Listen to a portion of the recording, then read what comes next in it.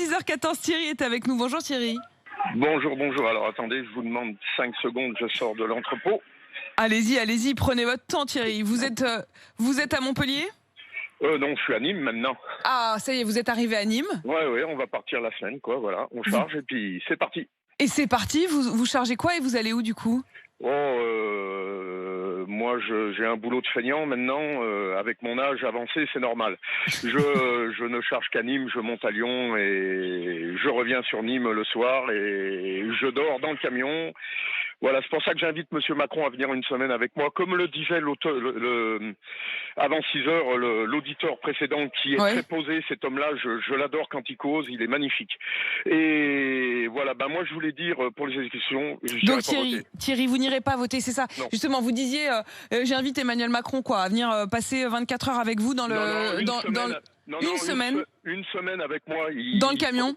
Oui, il prend son short, il prend, même s'il veut prendre ses gardes du corps, il peut les prendre, devant, derrière. Mais moi, je l'invite à monter dans la cabine du camion une semaine. Une semaine. Ce serait un vrai Tour de France. Ça, ce serait un vrai Tour de France. Tout à fait. Thierry, vous disiez, vous n'avez pas le courage, vous n'irez pas voter ?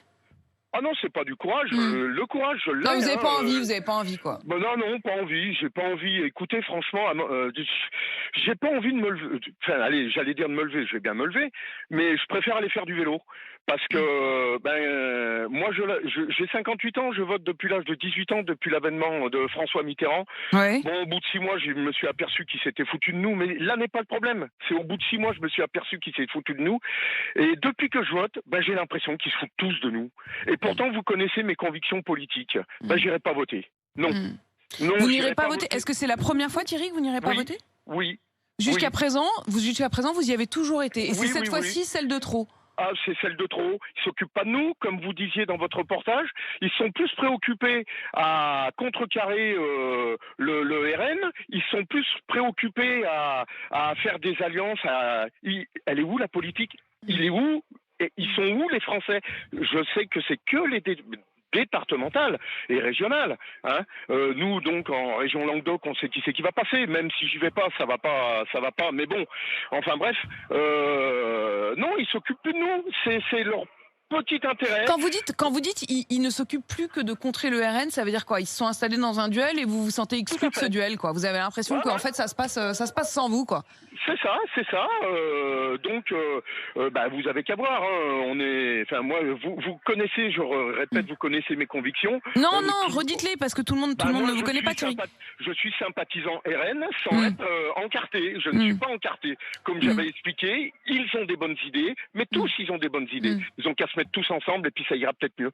Mais ils ont des bonnes idées, ils ont des mauvaises idées et puis c'est tout. Donc moi, puis franchement, quand j'ai vu à la télé ce qui s'est passé Dupond-Moretti, l'enfarinage, là je parle de tous bords politiques. L'enfarinage, la gifle, j'aime pas Macron, mais ça se fait pas. Qu'est-ce qu'il y a eu d'autre ? Marlène Schiappa, le ridicule ne tue pas. Bref, non, mais il faut arrêter de danser là sur les scènes et qui ne vote pas n'est pas français, machin. Occupez-vous des Français avant de vous occuper de votre petit intérêt personnel. En fait, voilà. quand vous mettez tout dans le même sac, c'est-à-dire la gifle, les agressions verbales entre Dupond-Moretti et les candidats dans le Nord.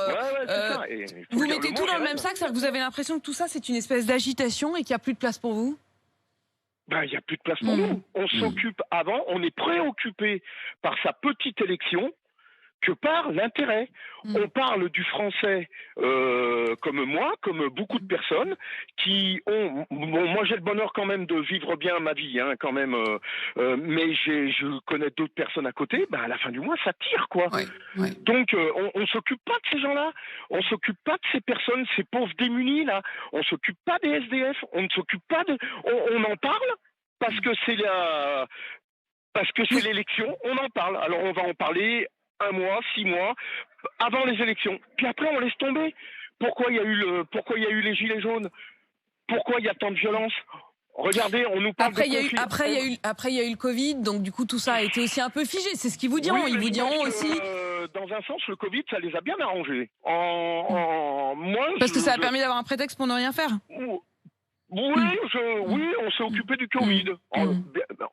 Tant bien que mal, hein. Puisque là, encore une hérésie de la part de ce gouvernement, de jeunes, je vais dire. Hein. Regardez. On autorise vendredi soir pour une demi-finale, on autorise Roland Garros.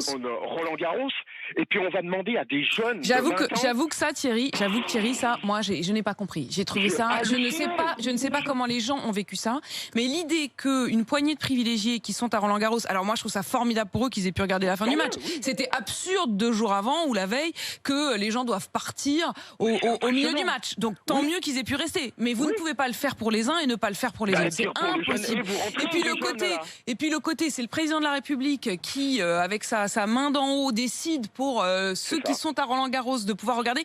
Moi, honnêtement, ça m'a choqué de voir dans le même temps ceux de Roland-Garros qui ont le droit de dépasser le couvre-feu avec une exception donnée pratiquement de la main du président de la République, alors que dans le même temps, ceux qui étaient dans la rue devaient rentrer. Thierry, merci beaucoup pour votre témoignage ce matin. Faites attention sur la route, il va faire très chaud. Hein. Là, vous repartez de Nîmes.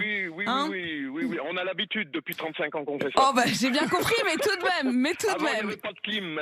Il y avait la clim espagnole avec les vitres ouvertes. Maintenant, on a quand même les clims. Allez, bonne journée, Thierry.